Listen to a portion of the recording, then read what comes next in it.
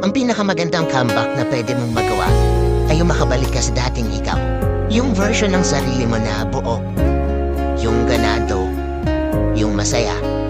Sa ngayon akala mo imposible, pero habang tumatagal yung panahon na nakabitaw ka na at malaya sa kanya, unti-unti mo nang napupulot yung piraso ng puso mo na binasag ng ibang tao. Slowly marirealize mo na gumagaling ka na pala sa lahat ng mga naranasan mo noon. Hindi ka man makabalik 100% sa dating ikaw. At least ngayon, alam mo na kung ano yung deserve mo. Alam mo na yung tinuro sa'yo ng mundo. Tapos, sa dulo nito, masasabi mo na lang sa sarili mo na, pwede pala, buti na lang bumitaw ka.